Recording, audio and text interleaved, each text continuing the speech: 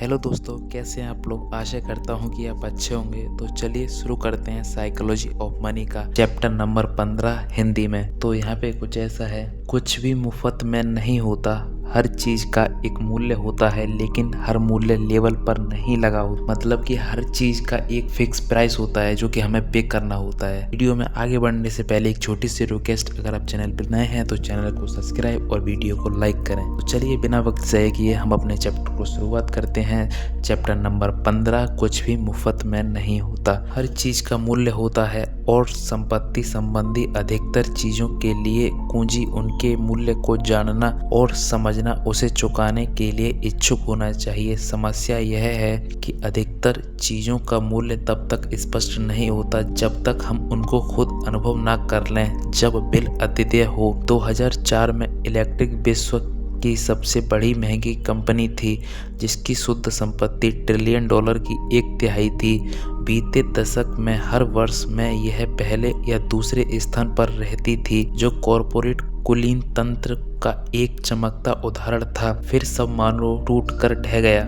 2008 के वित्तीय संकट ने जीई के वित्तीय विभाग के अस्त व्यस्त करके रख दिया, जो कंपनी आधे से ज्यादा मुनाफे के लिए उत्तरदायी हुआ करती थी। फलतः इसे मिट्टी के मोल बेच दिया गया। जीई का स्टॉक 2004 में $40 से गिरकर 2008 में $7 पर आ पहुंचा था। सीईओ जेफ इमेलेंट, जो 2001 में कंपनी को संभाल रहे थे, उन्हीं के अविलंब रूप से दोषारोपण किया गया। उन्हें उनके नेतृत्व अभिग्रहण लाभांश में कटौती, कमियों को वर्खागित और जाहिर के तौर पर गिरते स्टॉक मूल्य की आलोचना का सामना करना पड़ा।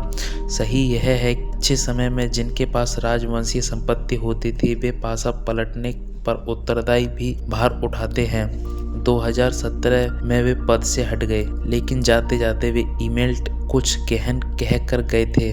हर काम जब तक आसान नजर आता है जब तक आप उसे खुद ना कर रहे हो, क्योंकि अखाड़े में खड़े व्यक्ति के संघर्ष भीड़ में खड़े लोगों से अधिक अदृश्य होते हैं। बहुत सी चीजों का सिद्धांत की तुलना का प्रयोग में अधिक कठिन है। कई बार ऐसा इसलिए होता है कि विश्व अति विश्वासी हो जाता है। अधिकतर बार हम सफलता के मूल्य को सही तरह नहीं आंक पाते और इसी कारण हम इसे चुका भी नहीं पाते। 2018 तक 50 वर्ष के अंतराल में S&P ने 119 गुना की वृद्धि की। आपको करना बस यह था कि आराम से बैठकर अपनी संपत्ति को कंपाउंडिंग होने दें।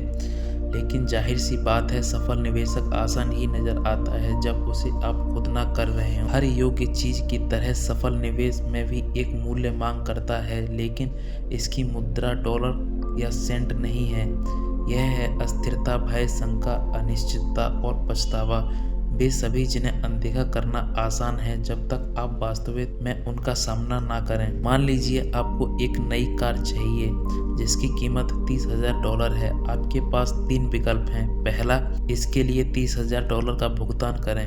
दूसरा, एक सस्ती इस्तेमाल की हुई पुरानी कार ढूंढें। और तीसरा, इसे चुरा लें। इस मामले में 99% लोग तीसरे विकल्प से बचना चाहते हैं, क्योंकि एक कार चुराने का परिणाम प्रभाव पर भारी पड़ सकता है। लेकिन मान लीजिए कि आप अगले 30 वर्ष में 11 वर्षीय प्रतिफल कमाना चाहते हैं, जिससे आप शांतिपूर्वक सेवानिवृत्ति हो सकें। क्या यह मुफ्त में मिलता है? बिल्कुल नहीं। दुनिया कभी भी इतनी अच्छी नहीं होती। हर चीज का एक मूल्य होता है और इसे चुकाना पड़ता है। इस मामले में यह मार्केट का एक कभी खत्म ना होने वाला उपहास है, जो बड़े प्रतिफल देती तो है, फिर उतनी ही जल्दी उन्हें ले भी लेती है। अन्य उत्पादकों की तरह जितना बड़ा प्रतिफल होगा उतना ही बड़ा मूल्य। नेटफ्लिक्स स्टॉक ने 2002 से 2018 के बीच 35,000% का प्रतिफल दिया, लेकिन 94% दिनों में अपने पिछले सर्वाधिक मूल्य से कम कर कारोबार किया।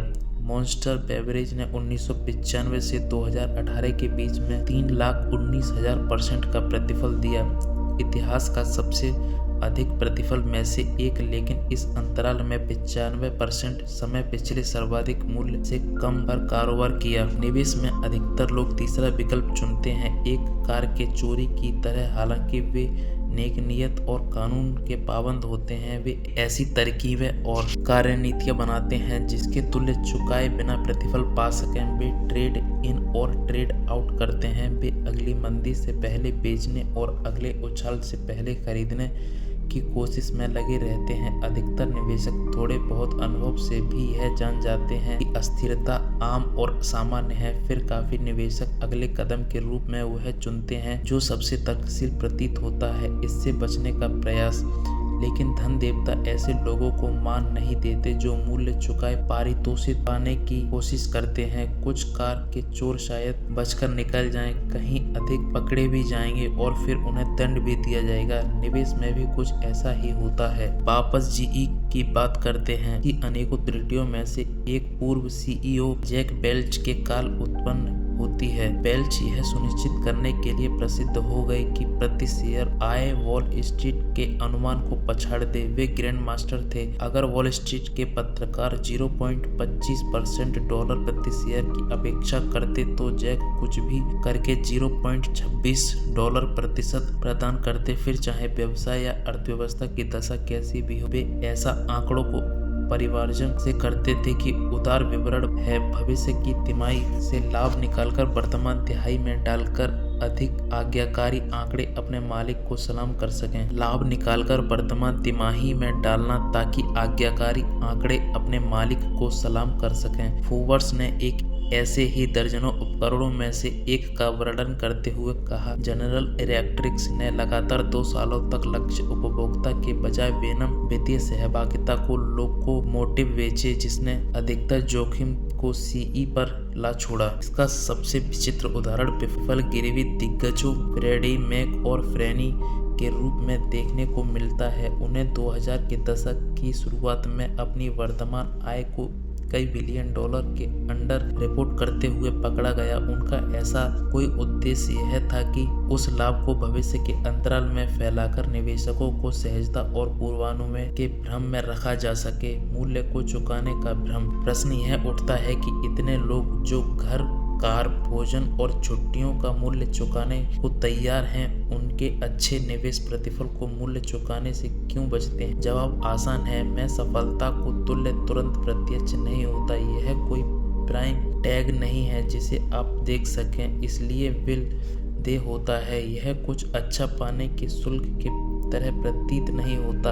यह कुछ गलत करने के जुर्माने जैसा लगता है और हालांकि कुछ लोग शुल्क चुकाने के लिए राजी रहते हैं, जुर्माने से हमेशा बचा जा सकता है। ट्रैफिक के जुर्माने और IRS के जुर्माने का मतलब होता है कि आपने कुछ गलत किया है जिसके लिए आपको सजा मिलना जरूरी है। कोई भी व्यक्ति जो अपनी संपत्ति को घटता देखे हुए है उसे जुर्माने के रूप में दिखे, यह स्वाभाविक रूप से भविष्य में उससे बचना चाहेगा। यह बहुत साधारण सुनाई पड़ता है, लेकिन मार्केट की अस्थिरता को जुर्माने के बजाय लोगों के शुल्क के रूप में देखना उन मानसिकता को विकसित करने के लिए आवश्यक है जो आपको इतने समय से टिके रहने दे कि निवेश का लाभ आपके पक्ष में हो जाए। मार्केट प्रतिफल कभी मुफ्त में नहीं होते और ना कभी होंगे।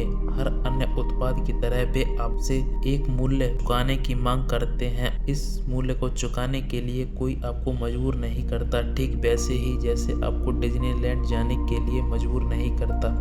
आप एक स्थानीय मेले में जा सकते हैं जहां की टिकट सिर्फ $10 हो या फिर मुफ्त में घर पर रह सकते हैं। आप ऐसे भी अच्छा समय बिता सकते हैं, लेकिन आमतौर पर आपको वही मिलेगा जिसका आप मूल्य चुकाएंगे। मार्केट में भी यही होता है। अस्थिरता, अनिश्चितता या शुल्क प्रतिफल का मूल्य कम शुल्क वाले पार्क और नकद और बैंड में बड़े प्रतिफल पाने का शुल्क है।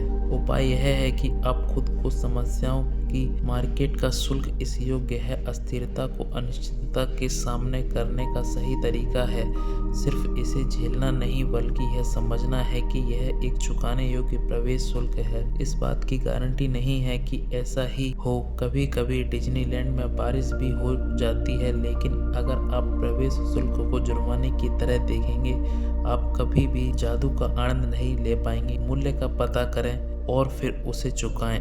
आप और मैं को हम पढ़ेंगे चैप्टर नंबर 16 में। मतलब कि कल, तब तक के लिए bye, good bye, take care. और जाते जाते चैनल को सब्सक्राइब, वीडियो को लाइक करना ना भूलें। वीडियो में जहाँ कहीं भी डाउट है तो प्लीज़ कमेंट करें, श्योरली मैं आपके कमेंट का रिप्लाई करूँगा। तब तक के लिए बाय, गुड बाय।